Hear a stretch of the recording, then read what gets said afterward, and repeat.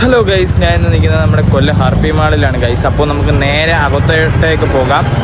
അപ്പോൾ നമുക്ക് നേരെ അങ്ങോട്ട് പോകാം.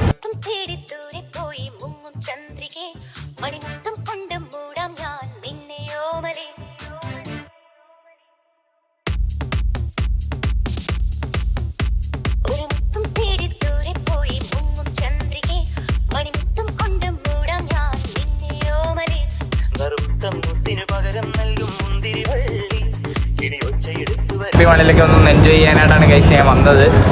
എന്നാലും നമ്മളിപ്പോഴും വീട്ടിൽ പോസ്റ്റൊക്കെ അല്ലേ, അപ്പോൾ നമ്മളിന്ന് നേരെ കൊല്ലം ഹാർപ്പി മാളിലോട്ട് വരാമെന്ന് വിചാരിച്ചു ഗൈസ്.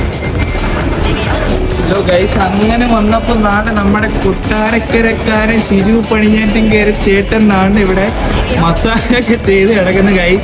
ഷിജു ചേട്ടോ, ഞാനെന്ന് പറഞ്ഞാ കുഞ്ഞൻ കൊട്ടാരക്കര കുഞ്ഞാൻ കൊട്ടാരക്കര തിരിയാൻ വയ്യടാ, മസാജ് കൊണ്ടിരിക്കുക. തിരിയാൻ വയ്യ, നീ ഇപ്പുറ സൈഡാ അണ്ണാ അറിയാവുന്ന തന്നെ. കുഞ്ഞാൻ കൊട്ടാരക്കര അറിയാം കണ്ടോളൂ. അന്നൊരു വ്ളോഗ് എടുത്ത വ്ളോഗ് എടുത്ത വണ്ടിയിലാണോ? കണ്ടത്.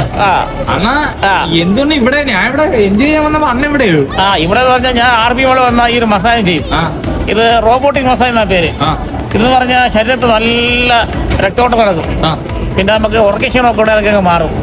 നമുക്ക് ഊർജ്ജസ്വലനാവും. എങ്ങനെ ഉണ്ടെന്ന് ഇവിടെ? അടിപൊളി, സൂപ്പറാ. 10 മിനിറ്റ് ഇതിന് 100 രൂപ. പിന്നെ ഇതിന് കൂടിയ മെഷീൻ ഉണ്ട്, അത് ചെയ്യണമെങ്കിൽ 200 രൂപ. കൂടിയ മെഷീൻ 200 രൂപ. അണ്ണ ഇനി കൊട്ടാരക്കരയ്ക്ക് ഒന്നും വരുന്നില്ലേ? കൊട്ടാരക്കര ഇവിടുന്ന് മസാജ് കൊണ്ടിരിക്കുന്നത് കഴിഞ്ഞിട്ട് എടുത്തോളൂ. ആണോ? എന്തോ സുഖം. അപ്പൊ ഇനിയിപ്പോ ഞാൻ അണ്ണന്റെ കൂടെ വരട്ടെ? അധികം എന്റെ പതിനെ വരിക. അപ്പൊ നീ ഇടയ്ക്ക് വേണമെങ്കിൽ മസാജ് ചെയ്യട്ടോ. അടിപൊളിയായിട്ട് മസാജ് തരും.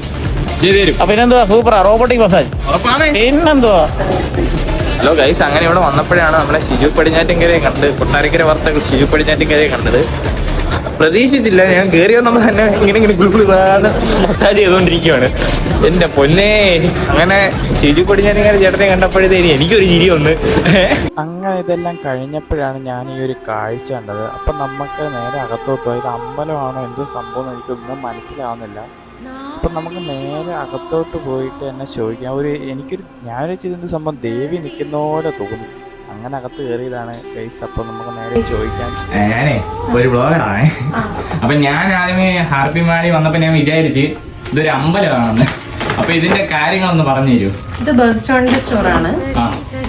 നമ്മള് ഇവിടെ ഡേറ്റ് ഓഫ് ബർത്തും ടൈമും വെച്ച് ജാതകം നോക്കിയിട്ടാണ് സ്റ്റോൺ ചെയ്യുന്നത്. അപ്പൊ ജാതകവും കാര്യങ്ങളൊക്കെ ഇവിടെ നോക്കും. അപ്പം ജാതകവും കാര്യങ്ങളൊക്കെ നമ്മുടെ ഈ ഹാർപ്പി മാളി വന്നു കഴിഞ്ഞാൽ നോക്കും. അപ്പൊ നിങ്ങൾ നേരെ ഇങ്ങോട്ടൊരു എത്രാമത്തെ സ്റ്റെപ്പ് കയറി വരണം? 3ാമത്തെ ഫ്ലോറിലാണ്. അപ്പം മറക്കരുത്. ഞാൻ എളുപ്പം വിചാരിച്ചേ ഇതെന്ത് അമ്പലത്തിൽ ദേവി ഇരിക്കണം.